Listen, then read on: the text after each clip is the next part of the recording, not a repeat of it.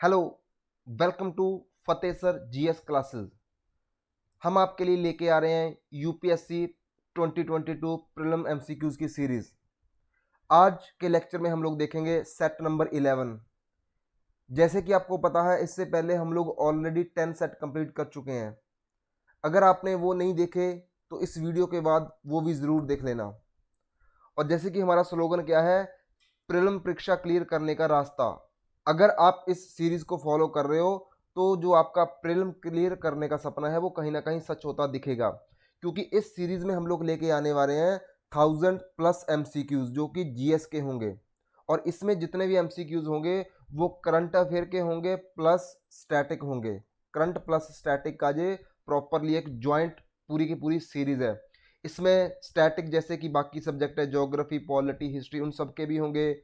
Current वगैरह जैसे कि साइंस, एनवायरनमेंट, इकोनॉमी, सब हर एक सब्जेक्ट के हम लोग एमसीक्यूज कवर करने वाले हैं।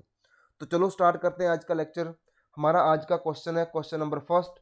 और जैसे कि आपको पता है, ये जो सीरीज है वो पूरी की पूरी बाइलिंगुअल रहने वाली है। इट मीन्स मैं जो स्टेटमेंट है उसको मैं हिंदी में भी रीड करूंगा और इंग्लिश में भी रीड करूंगा। पहले मैं उसको इंग्लिश में रीड करूंगा, बाद में उसका मीनिंग आपको हिंदी में मैं क्लियर कर दूंगा। तो क्वेश्चन नंबर फर्स्ट है, recently an earth observation satellite EOS-04 was launched by the Indian Space Research Organization ISRO using which of the following launch vehicle। तो जो हमारी इसरो है उसने अभी अभी एक सैटेलाइट लॉन्च किया है जिसका नाम है अर्थ ऑब्जर्वेशन सैटेलाइट। तो उन्होंने पूछा है कि उसके लिए कौन सा व्हीकल यूज किया गया है। तो हमारा जो फर्स्ट ऑप्शन है वो है satellite launch vehicle SLV। B option है polar satellite launch vehicle PSLV। C option है geosynchronous satellite launch vehicle GSLV। And हमारा डी ऑप्शन है small satellite launch vehicle SSLV। तो जो हमारा सही आंसर है वो है PSLV launch vehicle, polar satellite launch vehicle. हाँ जी, आंसर हमारा बी सही है। अब थोड़ी सी इंफॉर्मेशन और देख लेते हैं इसरो के बारे में और इस ये जो सैटेलाइट लॉन्च किया गया उसके बारे में। इसरो ने सक्सेसफुली लॉन्च किया है हमारा EOS-4, जिसकी फुल फॉर्म मैंने आपको बता दी है, अर्थ ऑब्जर्वेशन सैटेलाइट। इसके साथ 2 और सैटेलाइट थे जिनका नाम था इंस्पायर सेट 1 एंड INS-2TD, जो कि हम लोगों ने PSLV का यूज करके इसको लॉन्च किया है। ये सैटेलाइट हम लोगों ने लॉन्च किया है श्री हरिकोटा से, सतीश धवन स्पेस सेंटर, आंध्र प्रदेश से। अब कुछ सिग्निफिकेंस देख लेते हैं। ये जो इसरो का फर्स्ट लॉन्च है 2022 का, ये ना ऐसी स्टेटमेंट आपको एमसीक्यूज में मिल जाती है कि ये कौन सा है, इससे पहले कोई फेल वगैरह हुआ है, तो वैसे ही उसी टाइप के हम लोग ये जो पूरी की पूरी सीरीज है लेके आए हैं।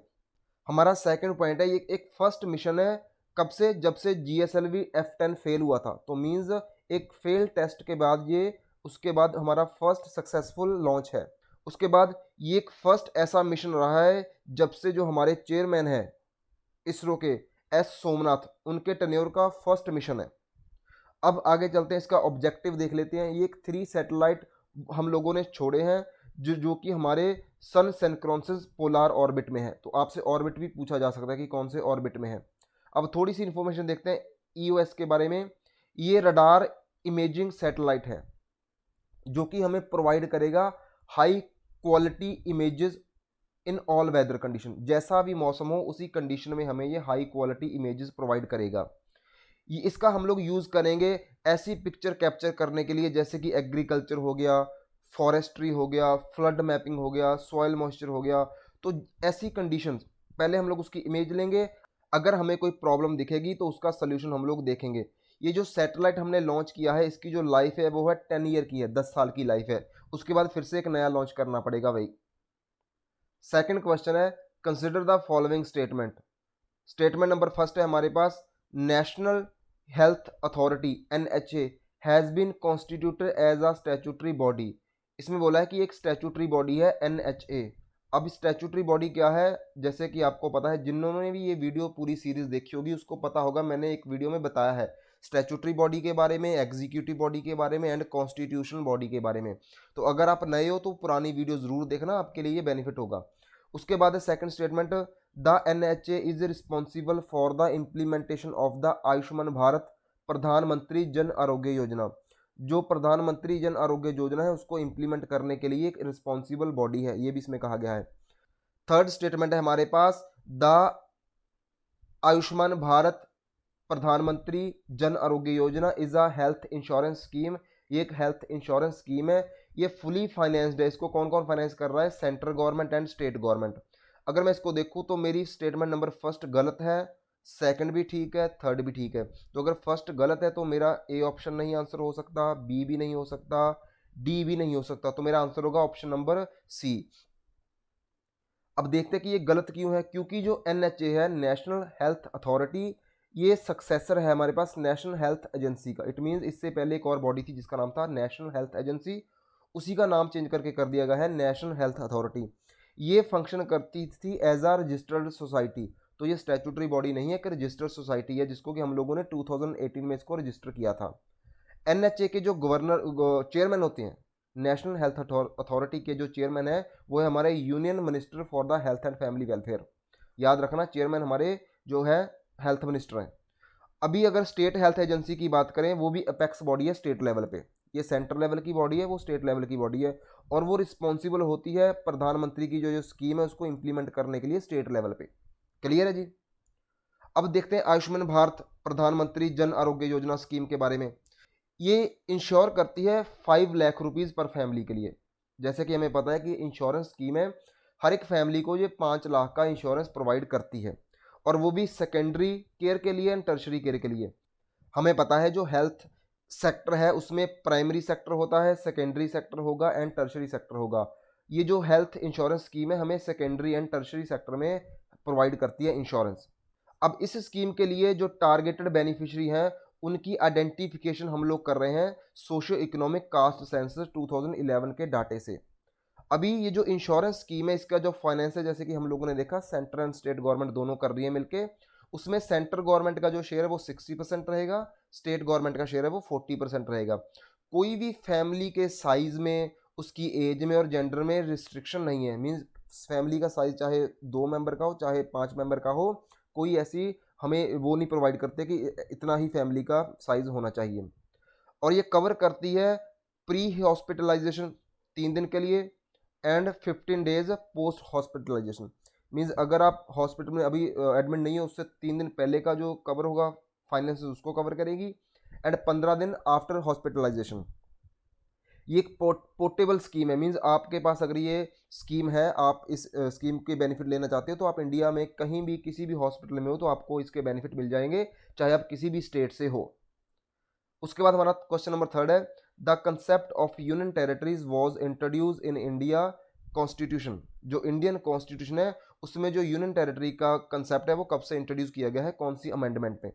हमारा ऑप्शन नंबर ए है the constitution 4th amendment act 1955। The जो ऑप्शन बी है हमारा the constitution 7th amendment act 1956।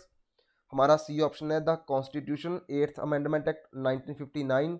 And हमारा डी ऑप्शन है the constitution 11th amendment act 1961। जो इसका सही आंसर है वो है हमारे पास option number B, the constitution 7th amendment act 1956। अब इसकी थोड़ी सी डिटेल देख लेते हैं। Option number B is the correct answer. जैसे कि मैंने कहा कि जो 7th अमेंडमेंट है वो 1956 में होती है। अब अमेंडमेंट देख लेते हैं, ये 7th अमेंडमेंट में क्या क्या किया गया था। इस 7th अमेंडमेंट में 2nd schedule and 7th schedule दोनों अमेंड किए गए थे।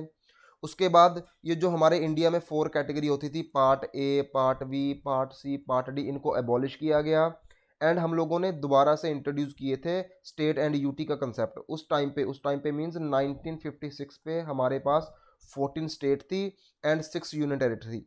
लेकिन अगर प्रेजेंट डे की बात करें 2022 की, तो हमारे पास 28 स्टेट है एंड 8 यूनियन टेरिटरीज है। इसी अमेंडमेंट में जो ज्यूरिसडिक्शन है हाई कोर्ट का वो भी एक्सटेंड कर दिया गया था up to the union territories, क्योंकि अब यूनियन टेरिटरीज बन चुकी है तो जो हाई कोर्ट है वो किसी स्टेट का वो यूनियन टेरिटरी को भी सर्व करेंगे। और हम लोगों ने कॉमन हाई कोर्ट का कंसेप्ट, मीन्स जैसे कि पंजाब एंड हरियाणा का कॉमन हाई कोर्ट है, तो उसके लिए भी हम लोगों ने इसमें इंट्रोड्यूस किया था अमेंडमेंट को। आपके लिए क्वेश्चन है, आपने बताना है कि जैसे मैंने एग्जांपल दिया Punjab and Haryana high court के लिए कॉमन एक हाई कोर्ट है दोनों स्टेट के लिए, चंडीगढ़ में है। ऐसे ही आपने बताना है और कौन कौन सी स्टेट है और यूटी है जिनका कि कॉमन हाई कोर्ट है। तो कमेंट बॉक्स में आंसर जरूर करना।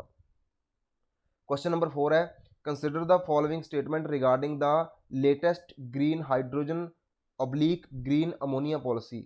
हमारी जो green hydrogen and green ammonia policy है उसके बारे में क्वेश्चन है। देखो जो ऐसे क्वेश्चन होते हैं वो बड़े इंपॉर्टेंट होते हैं, क्योंकि ये साइंस एंड टेक में भी कवर होंगे एंड एनवायरनमेंट में भी कवर होंगे, और जो हमारी लेटेस्ट स्कीम वगैरह होती है उसमें भी कवर होते हैं, तो काफ़ी इंपॉर्टेंट पार्ट है। तो देखते हैं हमारा जो स्टेटमेंट फर्स्ट है, under this policy the government is offering to set up manufacturing zone for the production. इन्होंने कहा है कि इसमें जो गवर्नमेंट है वो मैन्युफैक्चरिंग जोन ऑफर कर रही है। सेकंड स्टेटमेंट है, producers of green hydrogen and green ammonia will be allow to be set up bunkers near the ports. तो जो भी इसके मैन्युफैक्चरर होंगे उनको ये अलाउ किया जाएगा कि भाई आप अपने बंकर बना लो पोर्ट्स के पास। तो अगर देखा जाए जो हमारे दोनों की दोनों स्टेटमेंट ही बिल्कुल सही है, हमारा option number C is the correct answer, बिल्कुल सही है। तो ये रहा जी answer number C is the correct answer. अब इसके बारे में थोड़ा सा देख लेते हैं। मिनिस्ट्री ऑफ पावर, जो हमारी मिनिस्ट्री ऑफ पावर है, उसने इस प्रोग्राम को स्टार्ट किया था, उसने नोटिफाई किया है green hydrogen and ammonia policy, और इसका हम लोग यूज़ कर रहे हैं इस पॉलिसी का, ताकि हम जो रीन्यूएबल सोर्सेज है उस एनर्जी को इंक्रीज कर सकें। हमें पता है कि जो हमारी एनर्जी की रिक्वायरमेंट है वो काफ़ी ज़्यादा फॉसिल फ्यूल पे डिपेंडेंट है, तो हम वहाँ से शिफ्ट करना चाहते हैं इस ओर। नेशनल हाइड्रोजन मिशन एक है जिसको हम लोगों ने लॉन्च किया था 2021 में, और जिसका एम क्या था कि हमें जो क्लाइमेट चेंज है उसके टारगेट को मीट करना है और इंडिया को ग्रीन हाइड्रोजन हब भी बनाना है। आपको आपने देखा होगा कि COP26 की मीटिंग हुई है, उसमें जो भी हम लोगों ने टारगेट बोले हैं कि अचीव करेंगे उसके लिए अलग अलग लेवल पे गवर्नमेंट काम कर रही है। इस प्रोग्राम के अंडर, इस स्कीम के अंडर, पॉलिसी के अंडर जो गवर्नमेंट है वो ऑफर कर रही है मैन्युफैक्चरिंग जोन्स, और क्या प्रोवाइड कर रही है जी, connectivity to the ISTS interstate transmission system, and हमें फ्री ट्रांसमिशन भी ऑफर कर रही है, वो भी फॉर द 25 ईयर्स। और लेकिन 25 ईयर्स उनके लिए है जिसने भी ये जो प्रोडक्शन का जो अपनी कंपनी है उसको कमीशन कर लिया जून 2025 से पहले। तो ये एक लिमिटेशन है, ये कंडीशन है, अगर इससे पहले आप उसको कमीशन करोगे अपनी प्रोडक्शन को तो ही आपको 25 ईयर के लिए ये चीज़ें फ्री मिलेंगी। उसके बाद है, हम लोगों ने ये टारगेट थोड़ा इंक्रीज कर दिया अपना प्रोडक्शन टारगेट, जो कि पहले था उसको 5 टाइम्स, पहले 1 मिलियन टन्स था, अब उसको हम लोगों ने 5 मिलियन टन्स कर दिया है 2030 तक। 2030 तक हम लोग इसको रेज कर देंगे अब 5 मिलियन टन के लिए। चलो जी, अब थोड़ा सा देख लेते हैं कि ग्रीन हाइड्रोजन क्या है। ग्रीन हाइड्रोजन प्रोड्यूस की जाती है by splitting water into hydrogen and oxygen. हम लोग जो वाटर है हमारे पास उसको हाइड्रोजन एंड ऑक्सीजन में डिवाइड कर देंगे, इसी से हमारी ग्रीन जो हाइड्रोजन है वो जनरेट होती है। Fuel can be game changer होगा हमारी एनर्जी सिक्योरिटी के लिए। जैसे मैंने आपको बताया था कि अगर इस फ्यूल की हम लोगों ने इन्वेंशन कर ली तो हमारी कंट्री के लिए एक गेम चेंजर होगा। रीज़न क्या है कि हम लोग अपना जो ऑयल है, क्रूड ऑयल, 85% वो भी इंपोर्ट करते हैं, और अगर गैस की बात करें तो 53% हमारी रिक्वायरमेंट सारी की सारी इंपोर्ट होती है। तो हम इतने बड़े इंपोर्टर हैं एनर्जी सेक्टर में, तो इसीलिए गवर्नमेंट इस पर फोकस कर रही है। अगर ग्रीन अमोनिया की बात करें तो ये एक केमिकल होगा जिसको कि हम लोग यूज़ करते हैं मैन्युफैक्चरिंग करने के लिए नाइट्रोजन फर्टिलाइज़र, जैसे कि यूरिया हो गया, अमोनियम नाइट्रेट हो गया, इसके लिए इसको यूज़ करते हैं।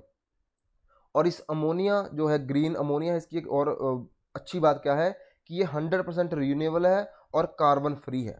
तो ये ऐसी बातें आप याद रखना। चलो जी नेक्स्ट चलते हैं, क्वेश्चन नंबर 5।